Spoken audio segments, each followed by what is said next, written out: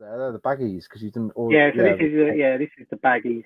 So these are the Star Wars baggies. So we've gone through and listed all the Star Wars, Empire, and Jedi baggies, and a couple of Power of Force ones that existed as well.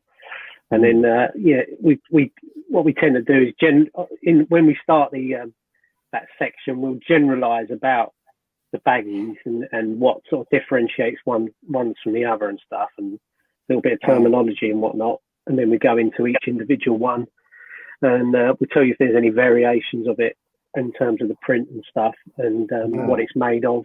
You know, whether it's a cellophane or the polythene type, and all that sort of stuff. Really, the hammerhead came in a baggie. What was that? Was that a special offer, like a send away, or? That was probably a baggie from, say, the Cantina set or something like that. Yeah, the Sears catalogue one. Yeah, that's right. Yeah.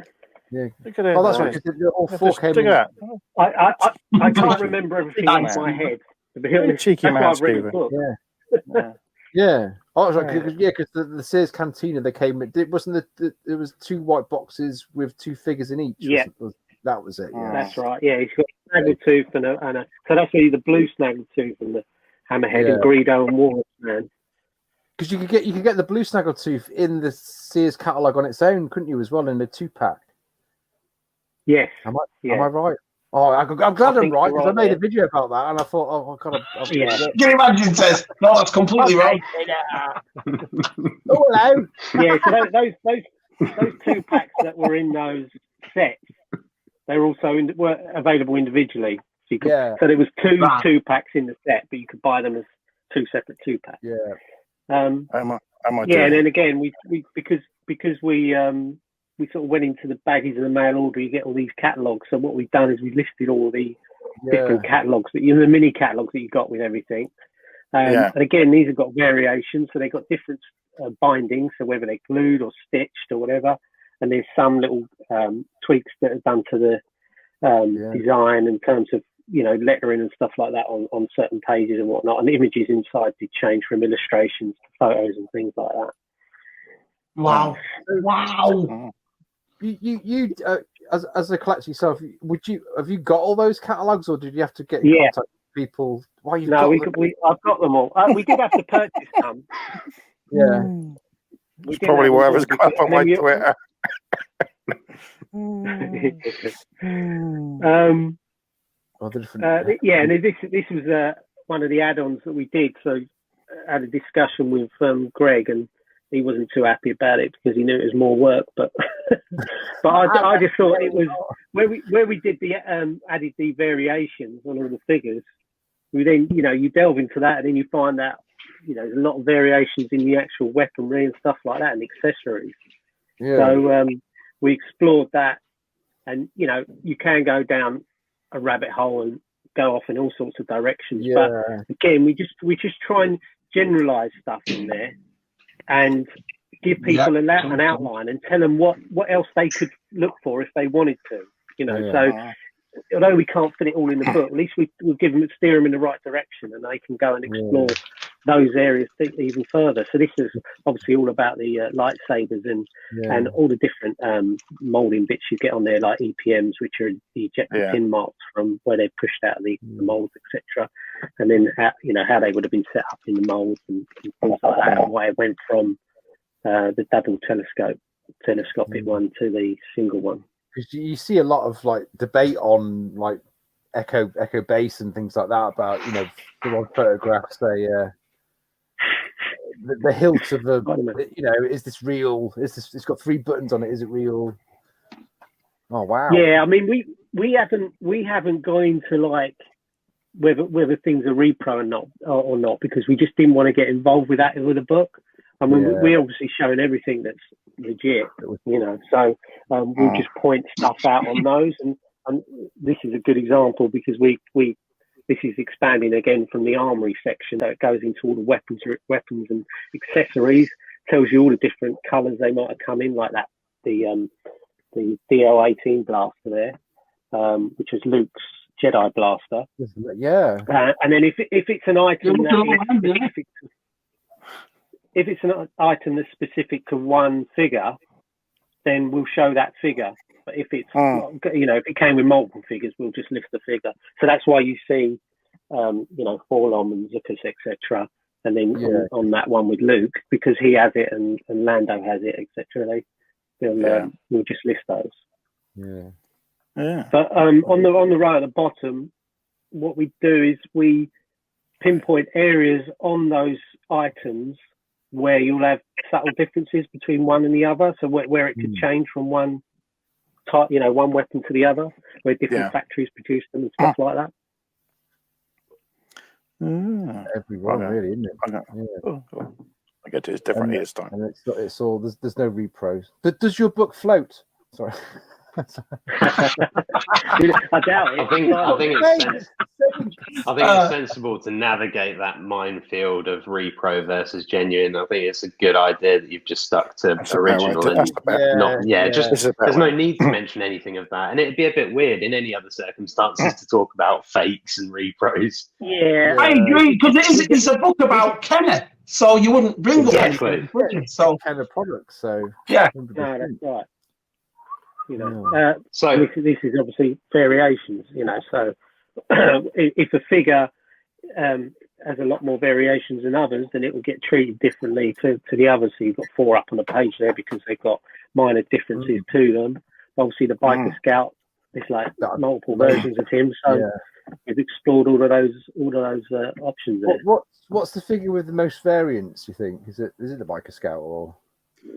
Well, it depends really, because you've got things like you've got things like obviously the paint color and stuff like that, but some of it could be different factories producing it slightly differently, but then other elements, because of the time period, so 40 years or whatever, however old the figure is, then you get degradation in the paint as well. So different factories would have used different paints or apply them in a different way, so that you're going to get different results in terms of degradation over the years and stuff. So that will give you differences in color and stuff like that. I mean, particularly like gold stuff, where they use gold paint, like on the Best in Guard or whatever. They're notorious for rubbing off because the paint wasn't that stable.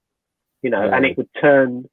I think it would sort of go green because the paint has a copper element in it, so that's why it tends to go green. Gianni, from an industry point of view, where do you sort of draw the line on that sort of thing then? Sort of, how do you distinguish the difference between something that's, degraded over time and therefore changed in color versus a legitimate variant? Well, it's because it's so subjective. It's like we've made a note of it, and we've sort of made the point of saying, if there are certain figures that are known for color changes, then it might not be that there's as many color changes as people think because of the degradation and stuff like that. So we've just made those notes in there rather than trying to show every, color variation there is. We just sort of made a note of it really and made people aware of it. You've I wanted to show this because this is one of Greg's, it's a nice bit of photography there from Greg, and this is lovely. What we're doing for the chapter breaks. I love that. We've got these nice sort of detail that with effects on them and stuff of the figures themselves. That'd be nice on a T-shirt. That'd be nice. Yeah, we'd be using the color card backs, whatever card backs they were on. We was using them backdrops for the figures. Yeah, it's very nice. All right. Let's just click on another one. Just looking at that. Sorry. Well, you probably won't be able to see much on the last one, but it's just making a point really for people. Yeah. Oh yeah, that's very small, isn't it? Okay. Is that? But it's just to show people that we have got a book. Yeah. All right. Here we go. Yes. Yes. Here we go. Yeah. Oh. So that's all the pages. All the pages from the book there. But, so we have got the entire book, but it's just about, we're passing certain chapters around to certain people and getting their feedback. And then we'll get, them telling us this needs to change or that needs to change or that information isn't quite right and that sort of thing. Or they might have a particular item in their collection that we're missing and they'll say, well, I can photograph that for you. And, there's people that for us, because some people are in the States, so they'll, they're they're generous enough to give us their time in us saying, all right, okay, can you do a photo, but we want it done like this because we want it to be consistent with the rest of the book, and they do it, you know. And you know, that's sort of thing that's really keeps you going, really, and gives you the encouragement to do it. That you're showing people what you're doing or what you're trying to do, and they back you and they say, yeah, I'll help you out, you know. And even sort of seasoned collectors and the people that we've got checking certain things, you know, we'll show them bits and we'll do the corrections and throw it back, and they'll go, yeah, that's great, and by the way, it's looking fantastic, you know. And that's the sort of things the encouragement you get, and that's why we're confident that although there's been a delay, when people get it, they're gonna love it and realise the extra time, you know, that it's taken to get it to that level.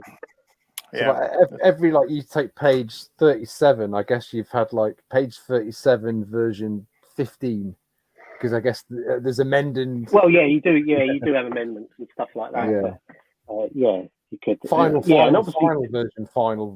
version 1. Yeah, exactly. Yeah. They're always the scariest ones to sign off.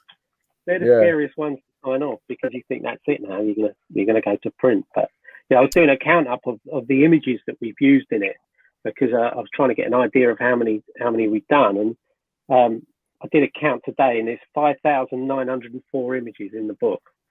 So if you'd have told me at the beginning that I'd have to produce a book with over nearly 6,000 images in, I've probably gone, no, you're right. No, you're right. No, you're laughing. I'll do it online.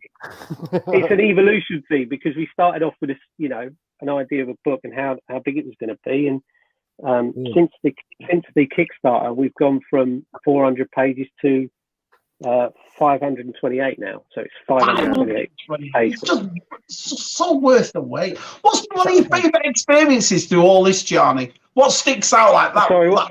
Awesome.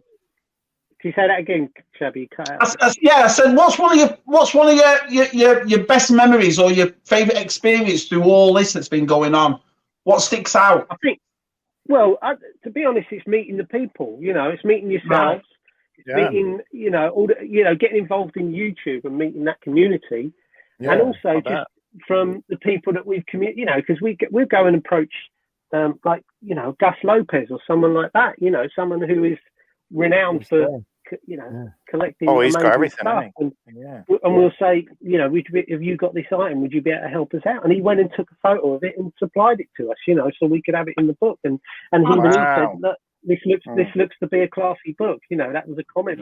So it's just moments like that, I think. And I'll probably, but when I get the book in front of me that's printed and finished, that'll be another great moment. And